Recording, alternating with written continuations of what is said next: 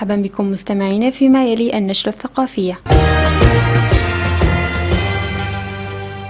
حصلت مكتبة الكتب النادرة والمجموعات الخاصة بالجامعة الأمريكية بالقاهرة أخيرا على أكثر من 5000 كتاب بعدة لغات من المكتبة الخاصة للصحفي المصري الراحل مصطفى أمين. تشمل المجموعة والتي تبرعت بها زوجته إيزيس طنطاوي جميع الكتب التي قام أمين بتأليفها، بالإضافة إلى سير ذاتية وروايات ومسرحيات. تضم المجموعة أيضا الوثائق الأصلية من أرشيف أمين الشخصي، مثل نسخة من وصيته ومذكراته اليومية ومسودات الكتب وسيناريوهات المسلسلات التلفزيونية ومراسلات شخصية ومخطوطات وصور وشرائح، وكذلك وثائق عن التاريخ الاجتماعي والسياسي الدولية. قضى أمين عدة أعوام للدراسة في كلية الجامعة الأمريكية بالقاهرة للفنون والعلوم بداية من عام 1928، وحصل على الماجستير في العلوم السياسية من جامعة جورج تاون عام 1938،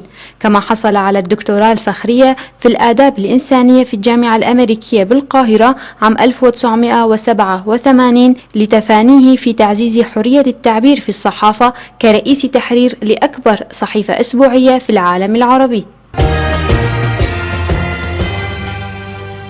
تستقبل باريس بعدد من مؤسساتها الثقافية وعلى رأسها معهد العالم العربي واليونسكو ودار ثقافات العالم 10 نماذج معروفة من الفن التشكيلي الفلسطيني لما بعد الحداثة.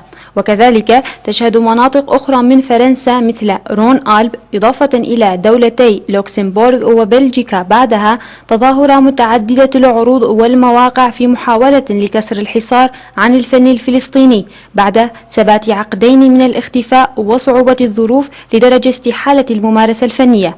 يقع خلف هذه المبادرة المركز الثقافي الفرنسي الفلسطيني فروعه في نابلس ورام الله ومؤخرا القدس الشرقية. انطلق هذا المهرجان الموسمي مع أشهر الصيف ابتداء من تموز يوليو في باريس في معهد العالم العربي.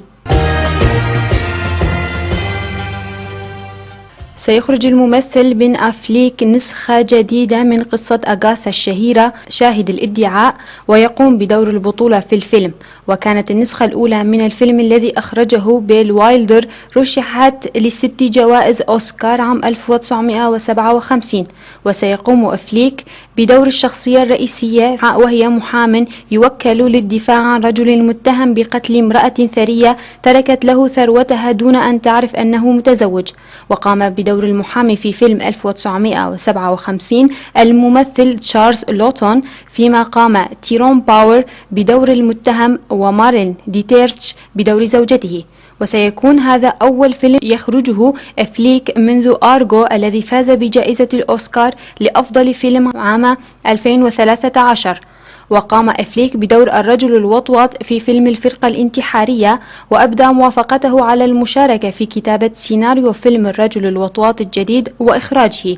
وتأتي إنتاج النسخة الجديدة من فيلم شاهد الادعاء في وقت يشهد ولع هوليوود ولعا جنونيا بملكة الرواية البوليسية أغاثا كريستي وأعمالها. وأفادت تقارير بأن إيميا ستون وأليسا فيكاندر ستقومان بدور كريستي في فيلمين يتنافسان على تصوير سيرة حياة ملكة رواية الجريمة سينمائيا، فيما باشر السينمائي البريطاني كينيث برانا العمل على إخراج رواية كريستي جريمة في قطار الشرق السريع سينمائيا.